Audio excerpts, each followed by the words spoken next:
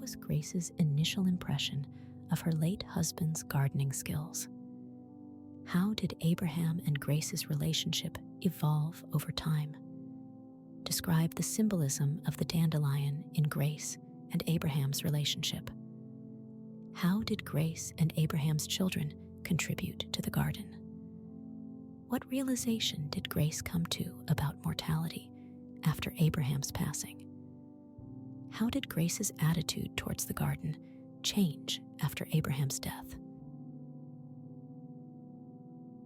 Hi, I'm Arosha, and here is your channel, my friends. I hope you enjoy our today drama story. If you enjoyed the story, don't forget to subscribe the channel and like this video. Thank you.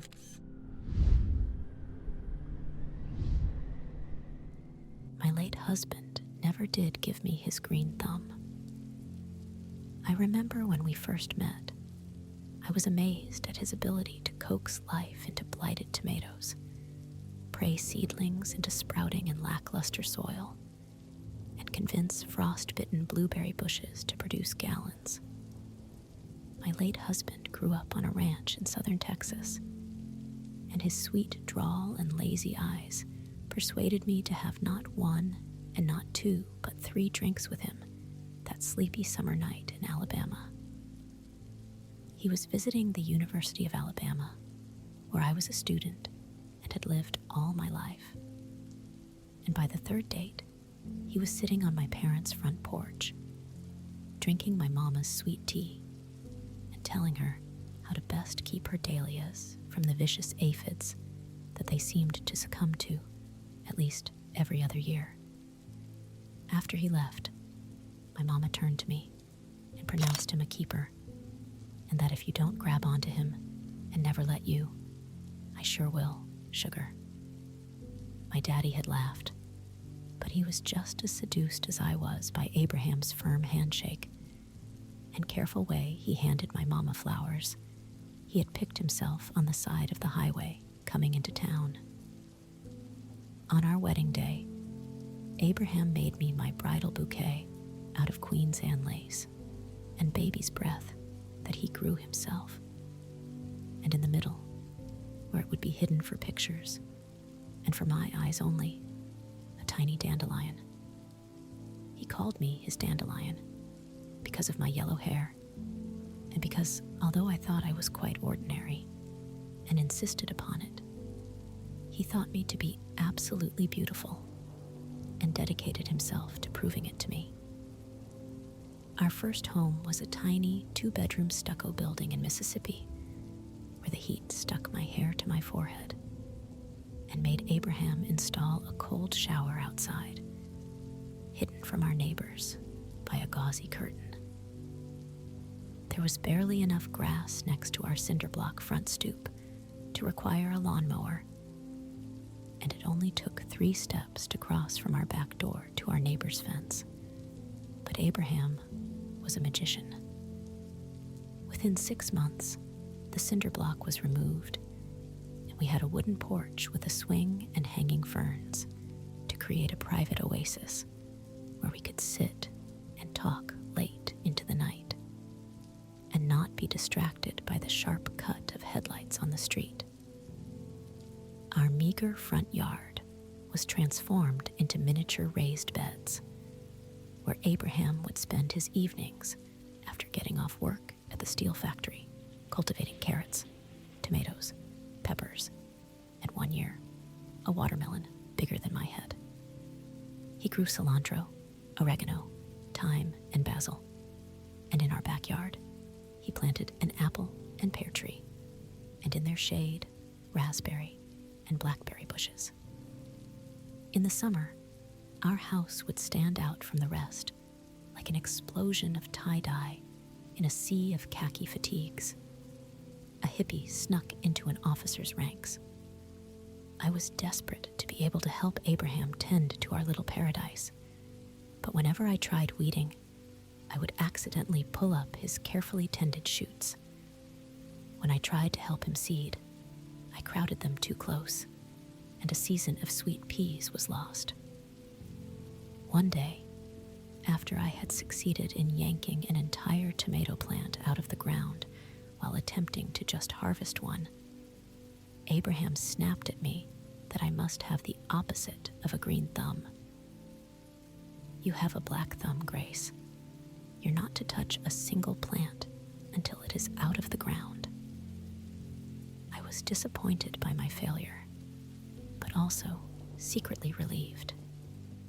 The smell of newborn tomato leaves didn't make my eyes close like it did Abraham's.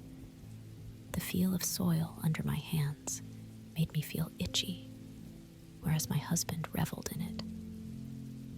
We came to the agreement that I would enjoy and watch at a distance, an arrangement that we both were content with. I often said that the reason we never fought was because of Abraham's plants. When I made him mad, he would go outside and weed for hours, vent his frustration on slugs and aphids, and forget what petty crime I had committed. When the opposite occurred, and my husband made me see red, he would slip outside and allow me to calm down in peace, bringing me a bunch of roses clenched in a fist with a sorry kiss, or a strawberry too succulent not to eat, the sweetness bringing me right to forgiveness. Our grief was memorialized in the honeysuckle vine, under which we buried 3 perfectly round stones with the names of our unborn babies on them. And our joy was poured into the butterfly bush, next to which we christened our first son. Our daughter was conceived under the stars and beneath a shower of apple blossoms, so my hair smelled faintly sweet and earthy for days later. The children grew up on our humble 2-acre farm in North Carolina. The South was in my blood, and warm sun and tomato vines in Abraham's. I worked as a teacher and brought my students apples fresh from his 2 trees in the fall, berries in the spring, tender peas, and sweet corn in the summer. Everyone knew the bounty wasn't thanks to me. I would grin sheepishly as I handed out baskets of cucumbers so green they looked fake, sun gold tomatoes so full of sweetness they could make you cry. People would say, "Where on earth did you find a man like Abraham? Your husband has a magic touch, Grace. I ain't never tasted peaches as fine as this north of Georgia. Do you know you are blessed, child?" I knew I was blessed. Blessed to have a man with hands big enough to span a watermelon and strong enough to break ground and careful enough to cradle our babies' heads. Blessed to be able to walk outside on a summer night and gather a summer salad, carefully, of course, since I still had the most difficult of times discerning between tender lettuce and strong kale. Blessed to be able to watch my husband with our children in the garden, teaching them with unwavering patience, with a ferocity that made it immediately evident her thumb was becoming viridescent as well. I would watch from the window as she spent hours in the garden with her father, her child-sized straw hat bobbing alongside his infinitely broader one. I wondered what they talked about as they pulled weeds and transplanted fragile baby plants away from their seedling nurseries and into the great big world of open soil. I was jealous, just a little bit, of Abraham's connection with my daughter. Or maybe I was jealous of my daughter's connection with Abraham. I remember watching her tiny hands hold up a potato, dense with eyes, and look at it with wonder, like it was the most beautiful thing she had ever seen. Abraham's hand swallowed hers and the potato, and I watched the reverence in her face and the joyful concentration in his, as together they tucked it under a quilt of soil and gentle patted the dirt back over it. Abraham's hand nearly 3 times the size of our daughter's, but sharing the work completely. I wondered what it would be like if I had Abraham's love of gardening, or at least, just not the curse it was apparent I had whenever I so much as attempted to pull a weed. I would imagine briefly what it would be like if I was that much closer to him. And then I thought about our late night talks under the stars, our long walks down morning streets, and the devotion in Abraham's eyes when I poured him a cup of tea from his chamomile flowers, carefully dried in an arc across our garage. I felt silly for my jealousy, my childish desire to not have to share. But when you have it all, you can't help but feel the primal urge to protect it at all costs. When our children went off to college, the house felt too empty. Abraham and I would sit on the couch together and feel the need to sprawl, to put our feet on the ottomans and our arms on the love seat and our legs on the beanbag chair that was our daughter's favorite. There was too much space and silent without the clutter and noise of children, and we found ourselves speaking quietly to each other as though there were perpetual infants we were trying to keep from waking up. Then Abraham bought a bonsai and put it in the dining room to fill the place where our son used to do his homework. He put a lemon tree in the kitchen where our daughter would perch on the edge of the counter and talk to me about her day. And on the windowsill, he positioned tiny succulents, delicate and colorful. When our children came to visit, they just laughed. "I see you found a way to fill your nest right back up," our daughter said. And our son helped Abraham bring a spider plant into his old bedroom, forever the uninterested but dutiful son. I grew to love the smell of sun on the plump cheek of a perfectly ripe tomato, the taste of basil, the sound of rain on open flowers. Abraham was the love of my life, and because I knew I would never be the love of his, I grew to care for my competition, to love her beauty and bountiful nature until she became mine as well. When Abraham got sick, he wouldn't let me help him in the garden. The day I can't kneel under the sun and pull weeds is the day I don't want to be alive anymore. No, the day I can't kneel and weed in the afternoon sun and lift you into my arms and kiss you in the evening is the day I don't want to be alive anymore. Eventually, Abraham couldn't lift me into his arms anymore, but he never stopped being able to work with his plants. The day my husband died, he was thin as a scarecrow, and he had to use a cane to help him between his overflowing garden beds. Somehow, in between the laughter and the life, the endless flowers, and the innumerable kisses, Abraham and I had grown old. I don't think we realized it until he got sick, painful evidence. We were too caught up in our lives to notice the others graying and then whitening, hair, and the way our faces had become lined as the leaves of a Phytonia nerve plant.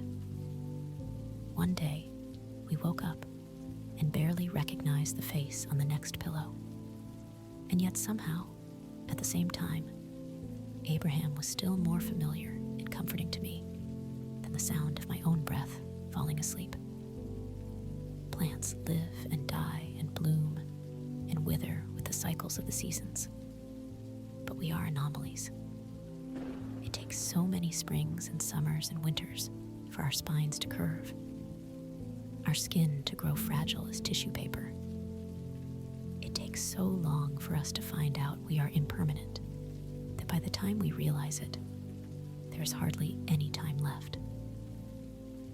After Abraham died, I wondered what I would have done differently if I had realized our mortality was coming swiftly into view, like the sun about to crest the bloody horizon, tempting and terrifying. I decided that we weren't meant to predict our futures, though. Just as plants grow on the faith that the sun will feed them again and again after each dawn, we had to learn to just grow side by side and pray one would not fall before the other. I found my husband next to the snow peas, their tender green vines clinging to a shakily crafted trellis.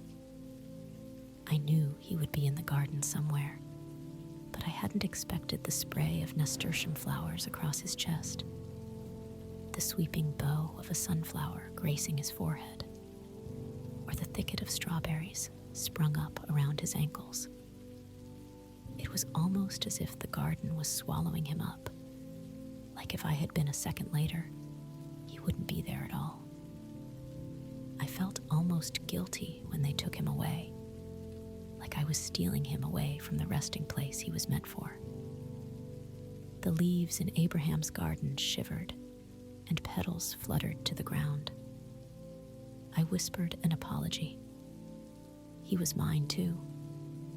After Abraham died, the neighbors would talk about me, and more specifically, the garden I was left with. They didn't think I knew, but I heard the things they said. Grapevines always end up back where they started from, after all. All those beautiful plants just left to die. Poor Grace. She never did know how to take care of a garden. That was all Abraham. I swear, the green thumb on that boy. It's a paradise lost, I tell you. It's a paradise just lost. For the first few weeks after my husband died, I hated the garden. Every time I looked out the window, I would feel my stomach knot with grief and my teeth clench.